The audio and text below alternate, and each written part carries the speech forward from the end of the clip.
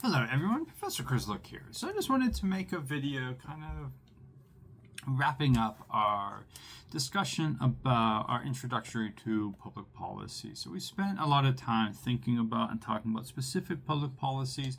I just wanted to step back and talk about some of the structural stuff from the reading that we didn't talk about so much in class because again I wanted our introduction to try to capture what are some public policies, and we saw from our discussion trade policy, health insurance policy, environmental policy, the difference between new energy and old energy. One thing that we consistently saw is every policy, whether it's healthcare policy, environmental policy, trade policy, so much of if people support a policy is how it impacts them. And maybe not like down the road with will there be greater environmental risks, but instead, like, how does it impact where they're at in their lives?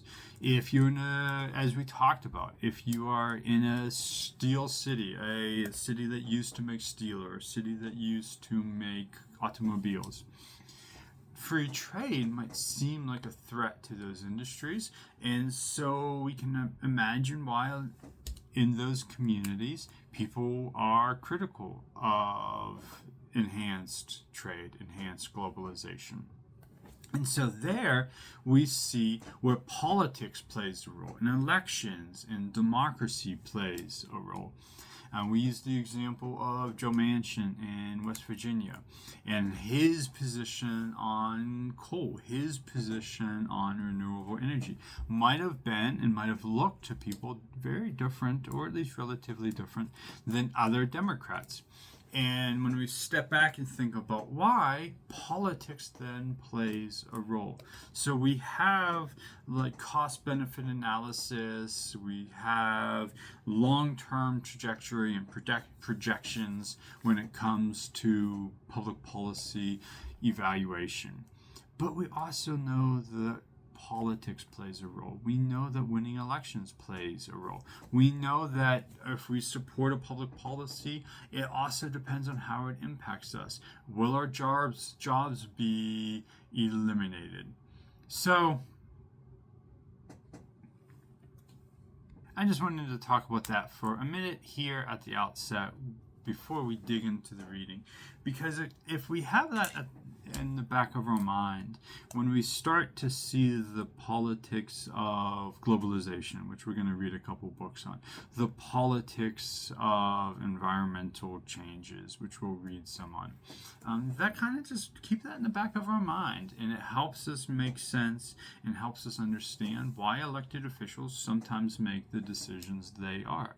It's because they are living in a representative democracy. We live in a representative democracy. So just an aside that I wanted to talk about before I dive into the reading. So we had two mandatory readings, really just as we saw, and we sprinkled into our discussion this week pretty introductory stuff to public policy. So let's begin by unpacking what exactly we mean by public policy and how it operates in practice. So the first two chapters of our reading really lay this groundwork. Some groundwork that you can keep in mind as you start to do your own research for the public policy paper, your own research, your own digging into a public policy topic of your choice. So thinking about how public policy operates in practice. So the first two chapters of our reading lay this groundwork. They introduce us to the policy environment and the basic typologies of policy. These ideas might sound abstract at first, maybe as you were reading them, but they're essential for understanding how governments make decisions, how policymakers make decisions, and why certain issues reach the political agenda, and how different groups experience cost and benefits. So first let's define the policy environment. Let's start with the concept of this policy environment. Think of it as the ecosystem in which policy making takes place. The reading identifies four main components. Our discussion board post for this week taps into these four components. These structural factors, like institutions and roles that shape the process. This can be the U.S. Constitution, this idea of our idea that we talked about a bit of federalism, this idea in the American political system, the separation of powers. Social factors matter, demographics, cultural values, public attitudes, and for example, aging populations create pressure on social security and Medicare. Economic factors play a role, really the state of the economy, unemployment, inflation, economic growth, inequalities. These shape what problems get attention. When the economy is not doing well, we see these problems get a lot more attention. During COVID-19, during the 2008-2009 economic recession here in the US, certain economic problems got a lot more attention. And political factors, elections, party competition, and the role of interest groups and the media. Things that we'll see really play out throughout the semester, throughout our readings. And we know and we can imagine that these components don't operate in isolation. Instead, they interact in ways that channel demands into what is considered the black box of policymaking. So if you've taken international relations courses, you've probably heard of this black box. In public policy and policy making, a similar idea emerges, this black box of policy making. That's the metaphor that our authors use. Citizens, interest groups, media coverage feed demands into the system, and what comes out are policies, laws, regulations, and court decisions. So, part 2 of the reading was this idea of outputs and feedback. Policies aren't the end of the story. They produce outputs, laws, regulations, judicial rulings that in turn shape new political reactions. This is the feedback loop, and if you're doing the reading, if you look in the reading, you can see there's some nice charts that show the feedback loop. For instance, the Affordable Care Act created new benefits, but those benefits then shaped how people viewed government and even how they voted. So policy itself isn't just a response to politics, it can shape politics itself.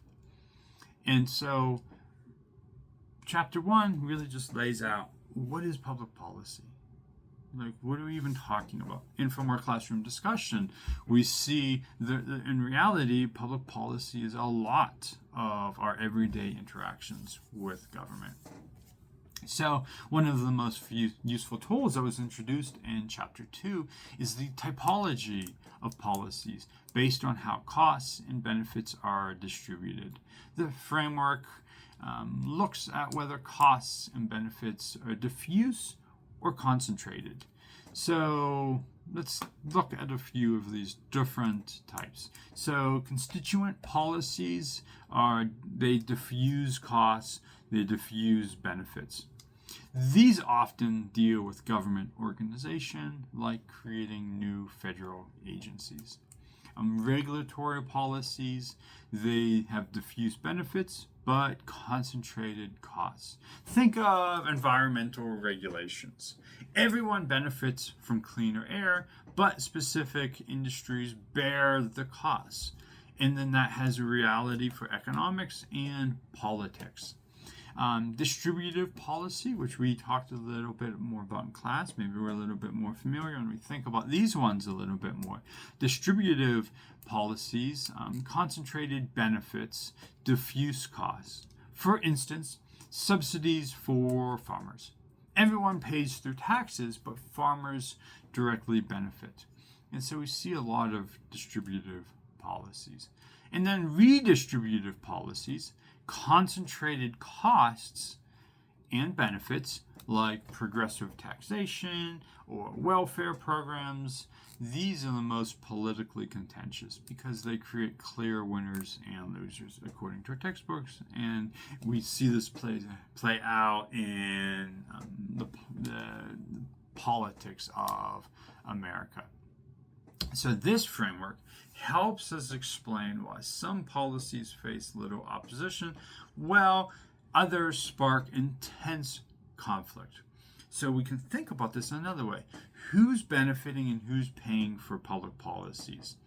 If a small group of people are paying for them and you're not in that group, you might be more supportive of that policy. If a small group is benefiting and a wide variety of citizens or voters are paying for that, it can create some contention. And so when we hear about and we think about and we're looking at public policy debates and public policy making, we sometimes hear about these discussions. Well, who will benefit and who's going to pay?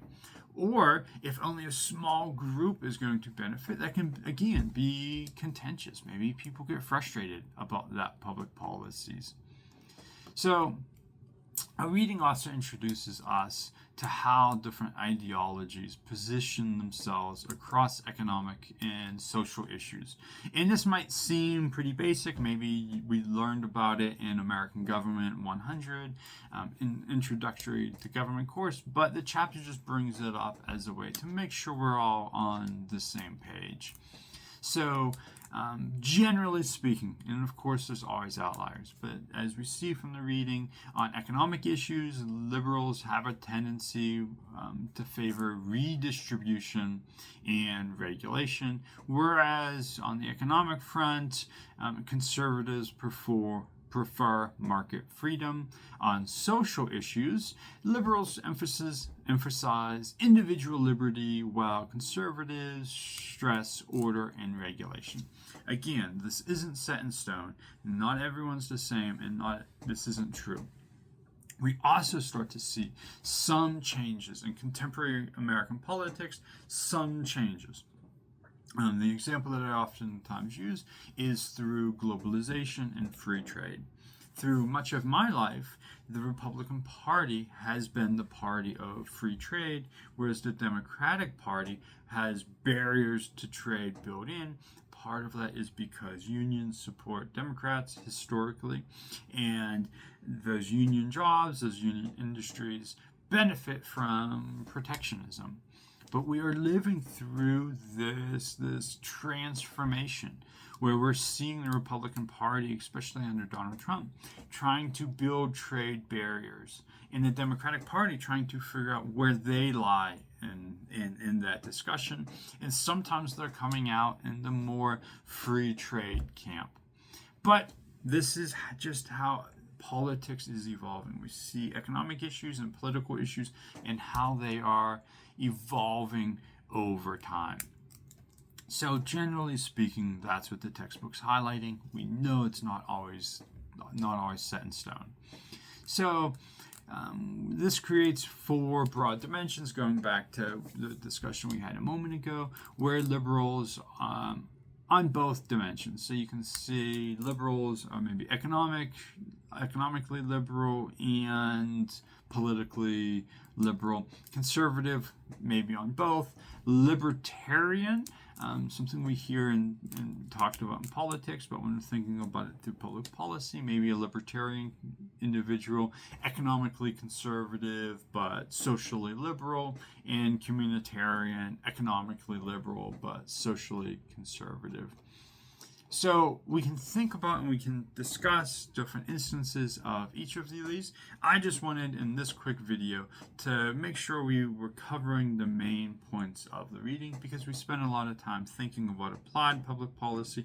We just want to make sure we have the groundwork and we're doing the reading for the introductory stuff.